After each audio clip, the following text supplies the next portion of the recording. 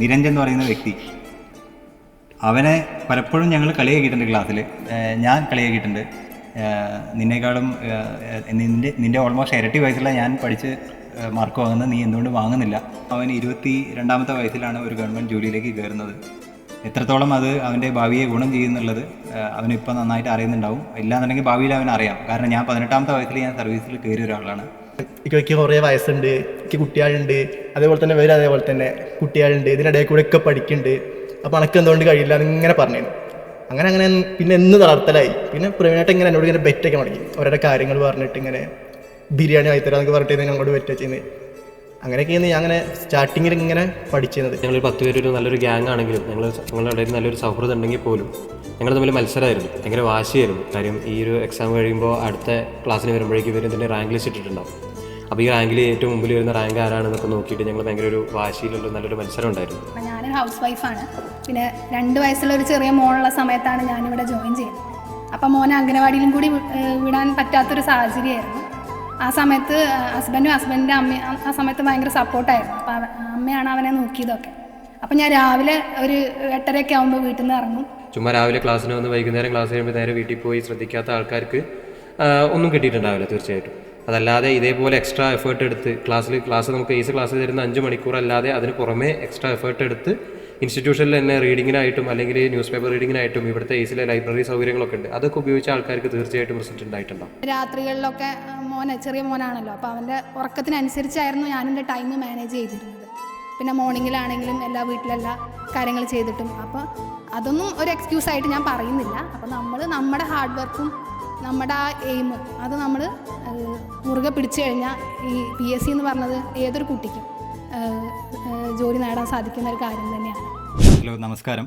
LD എന്ന സ്വപ്നം ഒരുമിച്ചിരുന്ന് LDക്ക് വേണ്ടി പഠിച്ച് LD ക്ലർക്ക് എന്ന തസ്തിയിലേക്ക് നല്ല റാങ്കുകളോട് കൂടി ജയിച്ച് ഇപ്പോൾ ജോലിയിലേക്ക് പ്രവേശിക്കാനിരിക്കുന്ന 4 പേരാണ് ഞങ്ങൾ. ആദ്യമായി ഞാൻ എന്നെ പരിചയപ്പെടുത്താം. ഞാൻ പ്രവീൺ, മഞ്ചേരി സ്വദേശിയാണ്. 18 വർഷത്തെ ആർമി സർവീസിന് ശേഷം നാട്ടിൽ വന്ന് LD എന്ന ഒരു ജോലി സ്വപ്നം കണ്ട് അതിനുവേണ്ടി പഠിച്ച് ഇപ്പം ഞാൻ അപ്പോയിൻമെൻറ്റ് കിട്ടി ജോയിൻ ചെയ്യാനിരിക്കുകയാണ്. എൻ്റെ പേര് വിവേക് എന്നാണ്. ഞാൻ അരീക്കോട് നിന്ന് വരുന്നു. ഞാനും BTech കഴിഞ്ഞതിന് ശേഷം എന്ത് ചെയ്യണമെന്ന് അറിയാതിരിക്കുന്ന സമയത്ത് എൻ്റെ സ്വന്തം ഫീൽഡ് തന്നെ ചൂസ് ചെയ്ത് ഒരു 6 വർഷം എൻ്റെ ഫീൽഡിൽ തന്നെ വർക്ക് ചെയ്തതിന് ശേഷം പിന്നെ ഒരു ഗവൺമെൻറ് സർവീസ് നാട്ടിൽ തന്നെ സെറ്റിൽ ആവാൻ വേണ്ടി ഒരു ഗവൺമെൻറ് സർവീസ് അന്വേഷിച്ച് അങ്ങനെയാണ് ഞാൻ PSC ഫീൽഡിലേക്ക് വന്നത്. അങ്ങനെയാണ് ഞാൻ മഞ്ചേരി എയ്സിലേക്ക് എത്തുന്നത്. എൻ്റെ പേര് നിരഞ്ജൻ, ഞാൻ തിരുവാലി സ്വദേശിയാണ്. ഇപ്പോൾ CPO ലിസ്റ്റിലുണ്ട്, അതേപോലെ തന്നെ LD ലിസ്റ്റിലുണ്ട്. ഇപ്പോൾ അടുത്ത ജോലിക്ക് കയറാമെന്ന് പ്രതീക്ഷിക്കുന്നു. ഞാൻ രേവതി വേണുഗോപാൽ, ഞാൻ എളയൂർ എന്നാണ് വരുന്നത്. ഞാൻ BTech കഴിഞ്ഞിട്ട് ഇതേപോലെ തന്നെ കുറച്ച് കാലം വർക്ക് ചെയ്തിരുന്നു. പിന്നെ മാരേജ് കഴിഞ്ഞിട്ടാണ് ഗവൺമെൻറ് ജോലി എന്നുള്ള ഒരു ഇതിലേക്ക് എത്തുന്നത്. ഇപ്പോൾ ഗാദി ബോർഡ് LDCയിൽ 21 റാങ്ക് ഉണ്ട്, അഡ്വൈസ് വന്നിട്ടുണ്ട്. പിന്നെ LDC മലപ്പുറം 97 റാങ്കും ഉണ്ട്. ഇക്കഴിഞ്ഞ LD വേരിയസ് എക്സാമിനേഷനിൽ 114ാമത്തെ റാങ്ക് വാങ്ങിയിട്ടുള്ള ആളാണ് വിവേക്. 253ാമത്തെ റാങ്ക് വാങ്ങിയിട്ടുള്ള ആളാണ് നിരഞ്ജൻ. 97ാമത്തെ റാങ്ക് വാങ്ങിയുള്ള ആളാണ് രേവതി. പിന്നെ സൈനിക് ബോർഡ് LDCയിൽ 3ാമത്തെ റാങ്കാണ് എനിക്ക് ലഭിച്ചത്. ഇതാണ് ഞങ്ങളുടെ LD എന്ന ആ ഒരു ഇതിലെ ഉദ്യമത്തിലെ ഞങ്ങൾ നേടാൻ പറ്റിയിട്ടുള്ള റാങ്ക്. ഞങ്ങൾക്ക് ഇതാണ്. 2023 ജൂണിലാണ് ഞങ്ങൾ എയ്സിൽ ഇവിടെ ആദ്യം ജനറൽ ബാച്ചിൽ ജോയിൻ ചെയ്യുന്നത്. പിന്നീട് LDC എക്സാമിന് വേണ്ടിയിട്ട് എയ്സ് ഒരു തീവ്ര പരിശീലനത്തിനായിട്ടൊരു കോഴ്സ് സ്റ്റാർട്ട് ചെയ്യായിരുന്നു. അങ്ങനെ ഞങ്ങളെല്ലാവരും കൂടി ഒരു 10 പേരടങ്ങുന്ന ഒരു ഗ്യാങ് ഞങ്ങളെല്ലാവരും കൂടി ആയിട്ട് ഒരു ക്ലാസ്സിൽ ഒരുമിക്കുകയായിരുന്നു. അവിടെ നിന്നാണ് ഞങ്ങളുടെ ഒരു ഗവൺമെൻറ് ജോലി എന്ന സ്വപ്നത്തിന് കുറച്ചും കൂടി ഒരു ക്ലാരിറ്റി വന്നു തുടങ്ങിയത്. PSC എന്നുള്ളത് വെറും ഒരു സർട്ടിഫിക്കറ്റ് എക്സാമിനേഷൻ അല്ല എന്ന് തിരിച്ചറിഞ്ഞ് പഠിച്ചിട്ടുള്ള ആളുകളാണ്. ആ കൂട്ടത്തിൽപ്പെട്ടാണ് ഞങ്ങളും. തുടക്കത്തിലൊക്കെ ഞങ്ങൾ ക്ലാസ്സുകളിൽ എന്നെ സംബന്ധിച്ച് എനിക്ക് ഫീൽ ചെയ്തിട്ടുള്ള കാര്യം, ഞാൻ ഒരുപാട് ഇവരെക്കാട്ടും മുതിർന്ന ഒരാളാണ്.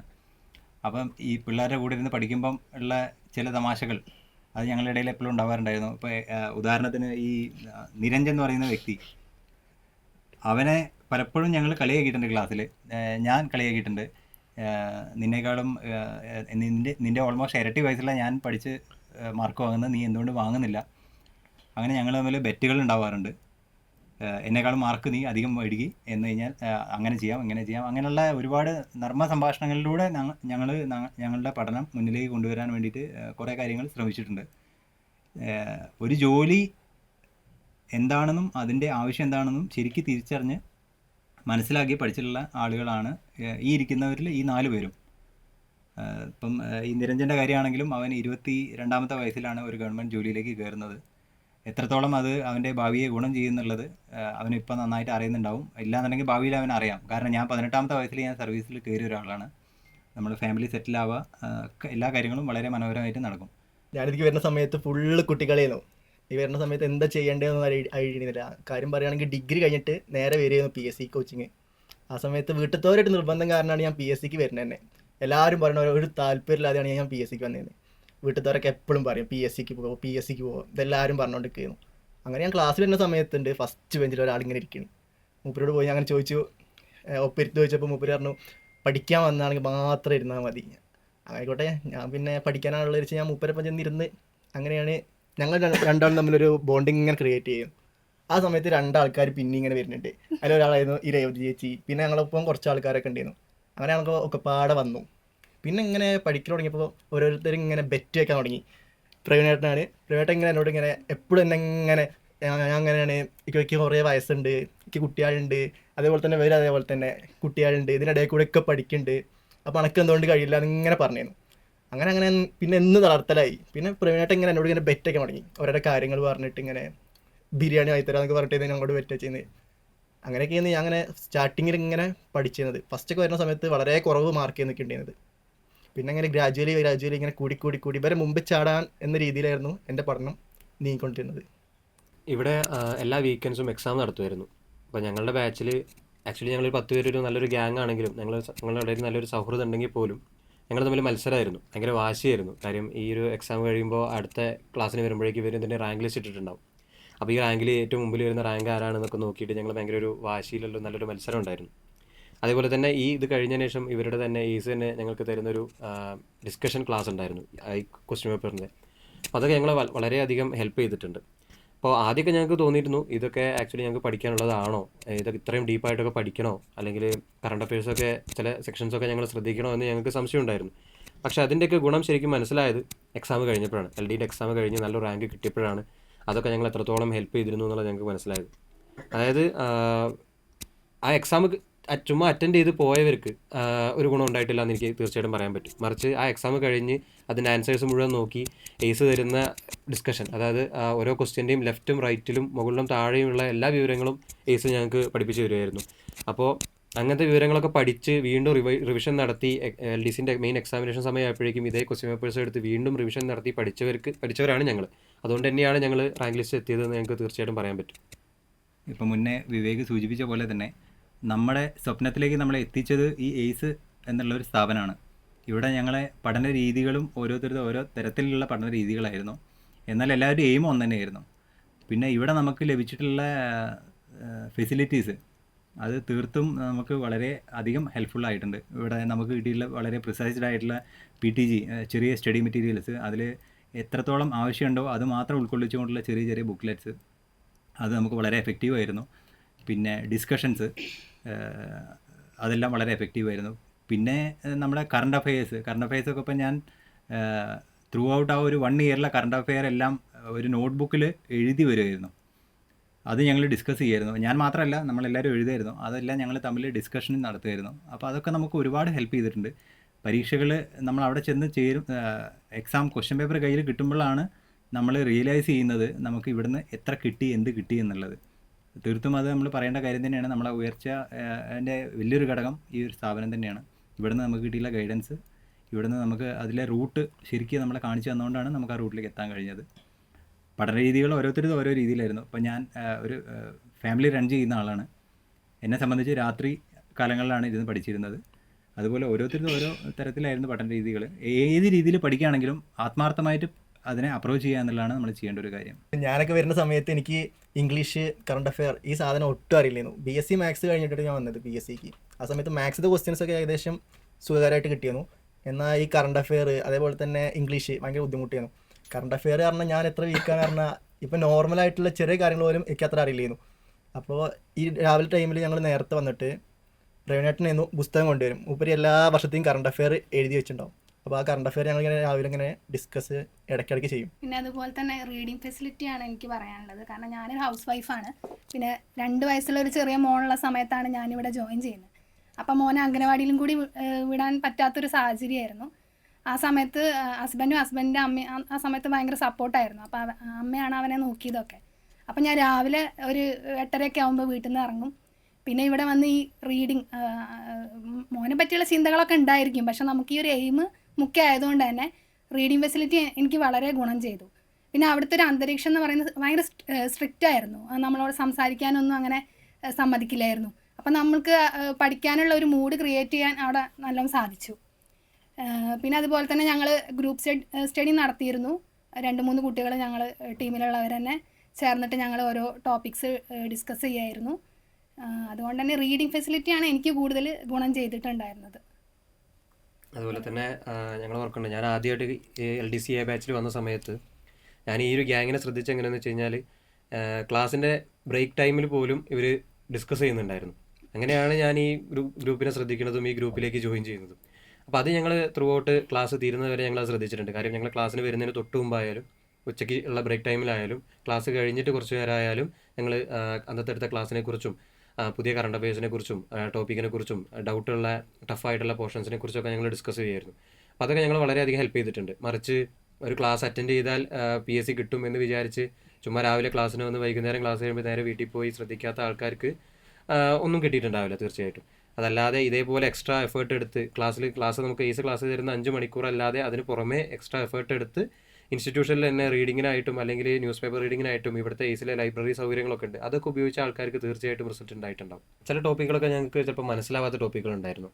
സിലബസിൻ്റെയൊക്കെ ചില ഷെയ്ഡി ഏരിയാസൊക്കെ ഉണ്ടായിരുന്നു. അപ്പോൾ ആ ടോപ്പിക്കുകളൊക്കെ ഞങ്ങൾ എയ്സിൻ്റെ നമ്മളെ ഫാക്കൽറ്റീസിനെ കുറിച്ച് അറിയിക്കുന്ന സമയത്ത് ഫാക്കൽറ്റീസിനോട് ചോദിക്കുന്ന സമയത്ത് അവരതിന് സ്പെഷ്യൽ ക്ലാസ്സസ് അറേഞ്ച് ചെയ്ത് തന്നിരുന്നു. ഞങ്ങളങ്ങനെ ചോദിച്ച എത്ര ക്ലാസ്സസ് വേണമെങ്കിലും അറേഞ്ച് ചെയ്ത് തരാൻ എയ്സ് റെഡി ആയിരുന്നു.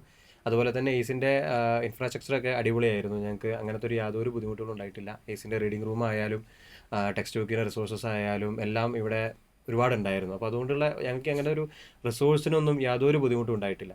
ഇപ്പോൾ വിവേക് സൂചിപ്പിച്ച പോലെ തന്നെ എയ്സിൻ്റെ ഭാഗത്ത് നിന്ന് നമുക്കൊരു ക്ലാസ്സുകൾ മാത്രമല്ല അവർ പ്രൊവൈഡ് ചെയ്തിരുന്നത്, പലപ്പോഴും നമുക്കൊരു മെൻ്റൽ സപ്പോർട്ടും കൂടെ നമുക്ക് കിട്ടിയിട്ടുണ്ട്. പല ക്ലാസ്സുകളിൽ നമ്മളെ മോട്ടിവേറ്റ് ചെയ്യുന്ന രീതിയിൽ ടീച്ചേഴ്സ് വന്നിട്ട് നമ്മളെ ഒരു മോട്ടിവേഷണൽ സ്പീച്ച് എന്നുള്ള രീതിയിൽ തന്നെ നമ്മളോട് ഇടയ്ക്കിടയ്ക്ക് നമ്മളോട് റിമൈൻഡ് ചെയ്യുകയായിരുന്നു വന്നതിൻ്റെ ഉദ്ദേശം എന്താണ്, നിങ്ങൾ എന്ത് ചെയ്യണം എന്നുള്ളത്. അതൊക്കെ നമുക്ക് ശരിക്കും മെൻ്റലി വളരെ ഒരു സ്ട്രെങ്ത് തന്നിട്ടുള്ള കാര്യങ്ങളാണ്. പിന്നെ എടുത്തു പറയേണ്ട ഒരു കാര്യം, നമ്മുടെ ഇടയിൽ ആ സമയത്തുണ്ടായ ഒരു ഇൻസിഡൻ്റാണ്. ഞങ്ങൾ 2023 ഓഗസ്റ്റിലാണ് ഇവിടെ ജോയിൻ ചെയ്യുന്നത്, ജൂണിൽ. ആ വർഷത്തെ ഓണാഘോഷത്തിൻ്റെ ഇടയ്ക്ക് സ്റ്റേജിൽ പരിപാടികൾ സംഘടിപ്പിക്കുകയുണ്ടായി. ആ സമയത്ത് ഇവിടെ പഠിച്ച് റാങ്ക് നേടി ജോലിയിൽ കയറിയിട്ടുള്ളവരും കയറാൻ വേണ്ടി വെയിറ്റ് ചെയ്യുന്ന ആൾക്കാരും അന്ന് വന്നിട്ടുണ്ടായിരുന്നു. അവരൊക്കെ ആ പറഞ്ഞിട്ടുള്ള കാര്യങ്ങളും നമ്മളെ ഒരുപാട് ഇൻസ്പയർ ചെയ്തിട്ടുണ്ട്. അതേസമയം അന്ന് അവിടെ നിന്ന് പ്രിൻസിപ്പാൾ പറഞ്ഞ ഒരു ഡയലോഗും ഈ അവസരത്തിൽ ഓർക്കുകയാണ്. അന്ന് അവർ പറയണ്ടായിരുന്നു, അടുത്ത വർഷം ഓണം ആഘോഷിക്കുമ്പോൾ നിങ്ങൾ പഠിക്കാൻ വേണ്ടി വേറൊരു ബാച്ചിലേക്ക് അഡ്മിഷൻ എടുത്ത് ഇവിടെ വരാതിരിക്കട്ടെ, അതിന് പകരം ജോലിയിൽ കയറി കഴുത്തിൽ കേരള സർക്കാരിൻ്റെ ടാഗോട് കൂടി ഇവിടെ വരാൻ സാധിക്കട്ടെ എന്നുള്ളത്. അവരുടെ സപ്പോർട്ട് കൊണ്ടും ദൈവത്തിൻ്റെ അനുഗ്രഹം കൊണ്ടും നമ്മുടെ പ്രയത്നം കൊണ്ടും ഇന്നിപ്പോൾ ഇരിക്കുന്ന എല്ലാവരും ആ ഒരു സ്റ്റേജിലാണ് ഇരിക്കുന്നത്. ഞാൻ ഓൾറെഡി സർവീസിൽ കയറി, ഇവർ അടുത്ത് തന്നെ കയറുന്നുണ്ടാവും. അപ്പോൾ ഈസിനോട് നമ്മളെ തീരാത്ത നമ്മുടെ കടപ്പാട് എന്നുമുണ്ട്. നമുക്ക് ഒരു വഴികാട്ടിയായിട്ട് മുന്നിൽ നിന്ന് നമ്മളെ കൊണ്ടു ചെന്ന് എത്തിച്ചത്, നമ്മളെ സ്വപ്നത്തിലേക്ക് എത്തിച്ചത് ഈ സ്ഥാപനം തന്നെയാണ്. അതെന്നും ആ മനസ്സിൽ ആ ഒരു കടപ്പാട് എന്നും ഉണ്ടാവും. പിന്നെ എനിക്ക് പറയാനുള്ളത്, ഇവിടെ ക്രാഷ് കോഴ്സ് എക്സാംസ് ഏകദേശം നടത്തിയിരുന്നു. ഈ ലാസ്റ്റ് എക്സാം LDC എക്സാമിൻ്റെ സമയമാകുമ്പോഴേക്കാണ് കുറച്ച് എക്സാംസ് ഇവിടെ നടത്തിയിരുന്നു. ആ സമയത്ത് ഒരു ദിവസം തന്നെ 2 എക്സാം വെച്ചിട്ട് എനിക്ക് തോന്നുന്നു 8 എക്സാമോളം ഇവിടെ നടത്തിയിട്ടുണ്ട്. ഒരു ദിവസം 2 എക്സാം വെച്ചിട്ട്. ആ എക്സാം എനിക്ക് ഭയങ്കരമായിട്ട് ഉപകാരപ്പെട്ടിട്ടുണ്ട്. എനിക്ക് മാത്രമല്ല, ചേച്ചി എൻ്റെ ഒപ്പം എല്ലാ എക്സാമിനും ഉണ്ടായിരുന്നു. ഞങ്ങൾ രണ്ടാളും അവിടുത്തെ കോമ്പറ്റീറ്റർ. ഞങ്ങൾ രണ്ടാളും ഇങ്ങനെ ഇടയ്ക്കിടയ്ക്ക് മത്സരിക്കും. ഞങ്ങൾ മാർക്ക് വരുന്ന സമയത്ത് ഇങ്ങനെ നോക്കും, ആർക്കാ ഫസ്റ്റ്. ഇതാണ് അവിടുത്തെ പരിപാടി. പിന്നെ ആ എക്സാംസ് എനിക്ക് LDC എക്സാമിന് ഭയങ്കരമായിട്ട് ഉപകാരപ്പെട്ടിട്ടുണ്ട്. പിന്നെ അതുപോലെ തന്നെ ഞങ്ങൾ പഠിത്തം മാത്രം എന്നുള്ള ഒരു രീതിയിലായിരുന്നില്ല ഞങ്ങളുടെ ഒരു പോക്കുണ്ടായിരുന്നത്. കാരണം ഞങ്ങൾ ഇടയ്ക്ക് പുറത്തേക്ക് പോവും, ചായ കുടിക്കും. പിന്നെ അതുപോലെ തന്നെ എല്ലാ രീതിയിലുള്ള തമാശകളും ഞങ്ങളുടെ ഇടയിൽ ഉണ്ടായിരുന്നു. പിന്നെ അതുപോലെ തന്നെ ഇനിയിപ്പോൾ ഒരാൾ ഡൗൺ ആയിക്കഴിഞ്ഞാൽ ഞങ്ങൾ മാത്രമല്ല, ഞങ്ങൾ ആ ഗ്യാങ് മുഴുവൻ ഒരാൾ ഡൗൺ ആയിക്കഴിഞ്ഞാൽ ഞങ്ങൾ അവർക്ക് വേണ്ട രീതിയിലുള്ള ഒരു മോട്ടിവേഷൻ എന്ന് പറയാൻ പറ്റില്ല, നമ്മളെ എക്സ്പീരിയൻസിലുള്ള കാര്യങ്ങളൊക്കെ പറഞ്ഞ് നമ്മളെ അവരൊന്ന് എൻകറേജ് ചെയ്യായിരുന്നു. അങ്ങനെ ഒരുപാട് ഞങ്ങൾ ഈ ഗ്യാങ് ഞങ്ങൾക്ക് ഒരുപാട് നല്ല രീതിയിൽ എൻകറേജ് ചെയ്തിട്ടുണ്ട് ഞങ്ങളെല്ലാ കാര്യത്തിലും. തീർത്തും വ്യത്യസ്തമായിട്ടുള്ള സാഹചര്യങ്ങളിൽ നിന്നും വന്നിട്ടുള്ള ആളുകളാണ് നമ്മളെല്ലാവരും. ഞങ്ങളെല്ലാവരും എല്ലാവരും വ്യത്യസ്തമായിട്ടുള്ള ഏജ് ഗ്രൂപ്പിൽ നിന്നാണ് നമ്മളെല്ലാം നിൽക്കുന്നത്. അപ്പോൾ എനിക്ക് പറയാനുള്ളത് എന്താണെന്ന് വെച്ച് കഴിഞ്ഞാൽ, നമ്മൾ ഏജ് ഗ്രൂപ്പോ അല്ലാന്നുണ്ടെങ്കിൽ നമ്മളെ ഏജോ നമ്മുടെ നിലവിലെ സാഹചര്യമോ അല്ല തീരുമാനിക്കുന്നത് നമ്മൾ എവിടെ എത്തണം, നമ്മൾ എങ്ങനെ പഠിക്കണം എന്നുള്ളത്. അത് നമ്മൾ തീരുമാനിക്കണം. ആ സാഹചര്യത്തിന് പൊരുത്തപ്പെടുന്ന രീതിയിൽ സമയം കണ്ടെത്തി നമ്മളതായിട്ടുള്ള രീതിയിൽ നമ്മൾ പഠിക്കുക. എന്നാൽ ഇത് ആർക്കും ക്രാക്ക് ചെയ്യാവുന്ന ഒരു കാര്യം തന്നെ ഉള്ളൂ ഈ PSC എന്നുള്ളൊരു സംഭവം. എനിക്ക് പറയാം, ഞാൻ 40 വയസ്സ് കഴിഞ്ഞ് 40 വയസ്സ് കഴിഞ്ഞ് എനിക്ക് ഈ എക്സാമുകൾ ക്രാക്ക് ചെയ്യാം എന്നുണ്ടെങ്കിൽ തീർച്ചയായിട്ടും ഒരു പഠനത്തിൽ മാത്രം ശ്രദ്ധിച്ചു പോരുന്ന ഒരു വിദ്യാർത്ഥികൾക്ക് സുഖമായിട്ട് ക്രാക്ക് ചെയ്യാവുന്ന കാര്യമേ ഉള്ളൂ. കണ്ടുകൊണ്ടിരിക്കുന്ന എല്ലാവർക്കും എത്രയും പെട്ടെന്ന് അവരുടെ മനസ്സിലുള്ള പോലെ തന്നെ നല്ല ജോലിയിലേക്ക് പ്രവേശിക്കാൻ പറ്റട്ടെ. പിന്നെ എനിക്ക് പറയാനുള്ളത്, നമ്മൾ മാരേജ് കഴിഞ്ഞു, ഒരു ചെറിയ കുട്ടിയുണ്ട്, അതൊന്നും നമുക്കൊരു എക്സ്ക്യൂസ് അല്ല. കാരണം നമ്മൾ സ്ത്രീകൾ പ്രത്യേകിച്ച് നമ്മളൊരു ഫിനാൻഷ്യലി നമ്മളൊരു ഇൻഡിപെൻഡൻ്റ് ആവണം. എനിക്കത് കുറച്ച് കഴിഞ്ഞിട്ടാണ് എനിക്കത് തോന്നി തുടങ്ങിയതെന്ന് പറയാം. അപ്പോൾ എല്ലാവരോടും എനിക്ക് പറയാനുള്ളത്, നമ്മളിപ്പോഴത്തെ സാഹചര്യങ്ങൾ അതൊന്നും നമുക്കൊരു എക്സ്ക്യൂസായിട്ട് പറയാൻ പറ്റില്ല. നമ്മുടെ ഹാർഡ് വർക്ക് അതാണ് നമ്മളെ സ്വപ്നം സാക്ഷാത്കരിക്കാനുള്ളൊരു ഇതെന്ന് പറയുന്നത്. പിന്നെ ഒരു ഡിസിപ്ലിൻ വേണം. നമ്മൾ പഠിക്കുന്ന കാര്യങ്ങൾ ഇപ്പോൾ ഒരു ടോപ്പിക്ക് ഒരു ദിവസം പഠിക്കുക, അടുത്ത ദിവസം വേറെ ടോപ്പിക്ക്, അങ്ങനെയല്ല. നമ്മൾ ഒരു ടോപ്പിക്ക് എടുത്തു കഴിഞ്ഞാൽ അത് ഒരു ദിവസം നമ്മളത് എന്തായാലും കംപ്ലീറ്റ് ചെയ്തിരിക്കണം. എൻ്റെ ഒരു പഠിക്കുന്ന രീതി അങ്ങനെയായിരുന്നു. ഇപ്പോൾ എൻ്റെ രീതി ചിലർക്ക് അത് വേറെയുള്ളവർക്ക് അത് പറ്റുന്നൊന്നും ഞാൻ പറയുന്നില്ല. എന്നാലും ഞാൻ പഠിച്ചത് ഒരു ഡിസിപ്ലിനോടെ ആയിരുന്നു. പിന്നെ രാത്രികളിലൊക്കെ ചെറിയ മോനാണല്ലോ, അപ്പോൾ അവൻ്റെ ഉറക്കത്തിനനുസരിച്ചായിരുന്നു ഞാൻ എൻ്റെ ടൈം മാനേജ് ചെയ്തിരുന്നത്. പിന്നെ മോർണിംഗിലാണെങ്കിലും വീട്ടിലെല്ലാ കാര്യങ്ങൾ ചെയ്തിട്ടും. അപ്പോൾ അതൊന്നും ഒരു എക്സ്ക്യൂസായിട്ട് ഞാൻ പറയുന്നില്ല. അപ്പോൾ നമ്മുടെ ഹാർഡ് വർക്കും നമ്മുടെ ആ എയിം അത് നമ്മൾ മുറുകെ പിടിച്ചു കഴിഞ്ഞാൽ ഈ PSC എന്ന് പറഞ്ഞത് ഏതൊരു കുട്ടിക്കും ജോലി നേടാൻ സാധിക്കുന്ന ഒരു കാര്യം തന്നെയാണ്. എനിക്ക് പറയാനുള്ളത് എന്താ വെച്ചാൽ, ചേച്ചി പറഞ്ഞതുപോലെ തന്നെ ഒരു ദിവസം മാക്സിമം നമ്മൾ ഒരു സബ്ജക്റ്റ് മാത്രം ഫോക്കസ് ചെയ്യണമായിട്ട് നല്ലത്. കാരണം ഒരു ദിവസം കൊണ്ട് തന്നെ ഏകദേശം ആ ടോപ്പിക്ക് നന്നായി കംപ്ലീറ്റ് ആക്കാൻ പറ്റുന്നുണ്ട്. ഇപ്പോൾ നമുക്ക് ഈ ഇടയിൽ കൂടെ ഇപ്പോൾ ഹിസ്റ്ററി പഠിക്കുന്ന ഒരു കുട്ടിക്ക് കുറച്ച് കഴിയുമ്പോൾ ചടച്ചിട്ട് ചിലപ്പോൾ ജോഗ്രഫിക്ക് പോകും, പിന്നെ അത് ഹിസ്റ്ററിക്ക് വേറെ ഇപ്പോൾ ഇംഗ്ലീഷിക്ക് പോകും, മാത്സിക്ക് പോകും. അങ്ങനെയൊക്കെ പോകുമ്പോൾ എന്താ കുഴപ്പമെച്ചാൽ നമ്മൾ ഈ വായിച്ചത് തന്നെയാവും പിന്നെയും വായിച്ചുകൊണ്ടിരിക്കുക. അതായത് ഇപ്പോൾ നമ്മളിപ്പോൾ ഹിസ്റ്ററിയിൽ ഇപ്പോൾ ഒരു 1857 വിപ്ലവം അത് എടുക്കുകയാണെങ്കിൽ അത് കഴിഞ്ഞാൽ പിന്നെ നമ്മൾ നേരെ ജോഗ്രഫിക്ക് പോകും. ജോഗ്രഫിയിൽ ചിലപ്പോൾ നമ്മൾ ഇന്ത്യൻ ഹിസ്റ്ററി ആവും, ഇന്ത്യൻ നദികളെ പറ്റി പഠിക്കും. പിന്നെ നമ്മൾ പിന്നെ ഇത് റിവിഷൻ ഇങ്ങനെ കറങ്ങി പിന്നെ വരുമ്പോൾ പിന്നെ നമ്മൾ ഹിസ്റ്ററിയിൽ പഠിക്കാൻ പോകുന്നത് 1857 വിപ്ലവം തന്നെയാവും. കാരണം അതാവും നമുക്ക് കൂടുതൽ അറിയുണ്ടാവുക. അപ്പോൾ നമ്മൾ പിന്നെയും പഠിക്കാൻ നമുക്ക് താല്പര്യം ഉണ്ടാവും. അപ്പോൾ നമ്മൾ സാധാരണ ചെയ്യുന്നതിനേക്കാളും നല്ലത് നമുക്ക് ഒരു ദിവസം കൊണ്ട് തന്നെ എല്ലാതും ഇങ്ങനെ ഫോക്കസ് ചെയ്ത് കംപ്ലീറ്റ് ആക്കുന്ന രീതിയിൽ ഒരു സബ്ജക്റ്റ് എടുത്ത് വെക്കേണ്ടതാവും നല്ലതെന്ന് എനിക്ക് തോന്നുന്നുണ്ട്. അതേപോലെ തന്നെ പറയുകയാണെങ്കിൽ ഇപ്പോൾ ഡിഗ്രി കഴിഞ്ഞിട്ട് നിൽക്കുന്ന കുട്ടികൾക്ക് ഏറ്റവും ബെറ്റർ എനിക്ക് തോന്നുന്നത് ഇങ്ങനെ വല്ല PSCക്ക് എന്തെങ്കിലും പോരുണ്ടെന്നാവും. കാരണം ഇന്നത്തെ കാലത്ത് ഡിഗ്രി 4 കൊല്ലമാക്കിയിട്ടുണ്ട്. ഇത് നോർമൽ ഡിഗ്രി ആയാലും 4 കൊല്ലം. അതായത് ഒരു നോർമൽ വ്യക്തിനെ സംബന്ധിച്ച് 22 വയസ്സിനടുത്താവും ഇപ്പോൾ ഡിഗ്രി കഴിയാൻ തന്നെ. അങ്ങനെ കഴിഞ്ഞൊരു കുട്ടി പിന്നെയും വീട്ടിൽ നിന്ന് ഭയങ്കര സ്ട്രെസ് തുടങ്ങും. അപ്പോൾ നമുക്ക് ചെക്കന്മാർക്ക്, എനിക്ക് ബോയ്സിൻ്റെ കാര്യം അറിയുള്ളൂ, അവരുടെ കാര്യം വെച്ച് നോക്കുമ്പോൾ 25 വയസ്സൊക്കെ ആകുമ്പോഴേക്കും തന്നെ തുടങ്ങും വീട്ടിലത്തെ ഒരു ജോലിക്ക് നന്നായി പോകണമെന്നൊക്കെ പറയും. എനിക്കതിൻ്റെ അനുഭവം വന്നിട്ടില്ല.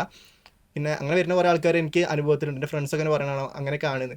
അപ്പോൾ ഇവർക്ക് ഏറ്റവും ബെറ്റർ എനിക്ക് തോന്നുന്നത് ഡിഗ്രി കഴിഞ്ഞിട്ടോ അല്ലെങ്കിൽ +2 കഴിഞ്ഞിട്ടോ PSC പോലുള്ള ഒരു സംഭവത്തിന് വരിക. ഇപ്പോൾ എൻ്റെ സിസ്റ്റർ ആണെങ്കിൽ തന്നെ ഞാൻ അവരോട് പറഞ്ഞത് +2 കഴിഞ്ഞിട്ട് നേരെ PSCക്ക് കയറാനാണ്. ഇപ്പോൾ PSC പഠിച്ചുകൊണ്ടിരിക്കുന്നുണ്ട്. അപ്പോൾ അത് കഴിഞ്ഞിട്ട് വേണമെങ്കിൽ നമുക്ക് ബ്രേക്ക് എടുത്തിട്ട് ഡിഗ്രിക്ക് പോവാം. അതായത് എന്തെങ്കിലും ലിസ്റ്റിലൊക്കെ വന്നിട്ട് നേരെ ഡിഗ്രിക്ക് ചേരാമെന്ന് ഞാൻ പറഞ്ഞിട്ടുണ്ട്. ഇപ്പോൾ അങ്ങനെയാണ് അവിടെ പഠിച്ചുകൊണ്ടിരിക്കുന്നത്. അതേപോലെ തന്നെ ഞാനിപ്പോൾ അത് ചെയ്യാൻ പോകുന്നത് ഇപ്പോൾ എന്താ വെച്ചാൽ PG ഇതിനിടയിൽ കൂടെ പഠിക്കുന്നുണ്ട്. PG ഇപ്പോൾ കംപ്ലീറ്റ് ആക്കുന്നുണ്ട്. പിന്നെ അത് കഴിഞ്ഞിട്ട് നമുക്ക് വേണമെങ്കിൽ ഇഷ്ടമുള്ളതിന് പഠിക്കാൻ പറ്റും. ഇപ്പോൾ തന്നെ പ്രവീണായിട്ടൊക്കെ എന്നോട് പറഞ്ഞിട്ടുണ്ട്, നമുക്ക് ഒരു PSC കിട്ടിക്കഴിഞ്ഞാൽ പിന്നെ നമുക്ക് 5 വർഷത്തിനടുത്തിട്ട് ഗ്യാപ്പ് കിട്ടും. ആ സമയത്ത് നമുക്ക് ഇഷ്ടമുള്ള സംഗതി പഠിക്കേണ്ടതാവും ഏറ്റവും ബെറ്റർ എന്ന് എനിക്ക് പലപ്പോഴും തോന്നിയിട്ടുണ്ട്. നിലവിലെ ജോലി സാധ്യതകളും ഒക്കെ അറിയുന്ന ഒരാൾക്ക് മനസ്സിലാവും. അതായത് നിലവിൽ വേക്കൻസീസൊക്കെ കുറഞ്ഞുകൊണ്ടിരിക്കുകയാണ്, അല്ലെങ്കിൽ എക്സാംസും ഓപ്പർച്യൂണിറ്റീസും ഒക്കെ കുറഞ്ഞുകൊണ്ടിരിക്കുകയാണ്. പക്ഷെ ഒറ്റ കാര്യം ആലോചിച്ചാൽ മതി, നമുക്ക് ജോലിക്ക് കയറണമെങ്കിൽ ആയിരക്കണക്കിന് വേക്കൻസീസ് ഒന്നും വേണ്ട. നമുക്ക് ജോലിക്ക് കയറണ ഒറ്റ വേക്കൻസി മതി. അപ്പോൾ ആ വേക്കൻസിക്ക് വേണ്ടി നമ്മൾ ശ്രമിക്കുക. അപ്പോൾ നമ്മൾ എന്താ ചെയ്യേണ്ടതെന്ന് വെച്ച് കഴിഞ്ഞാൽ, ഈ ഒരു PSC എന്നുള്ളൊരു പർപ്പസിന് വേണ്ടി നമ്മളൊരു കോഴ്സിൽ ജോയിൻ ചെയ്ത് കഴിഞ്ഞ് ആ കോഴ്സ് കഴിഞ്ഞ് കഴിഞ്ഞാൽ നമ്മളെ പരിശ്രമം നമ്മൾ നിർത്തരുത്.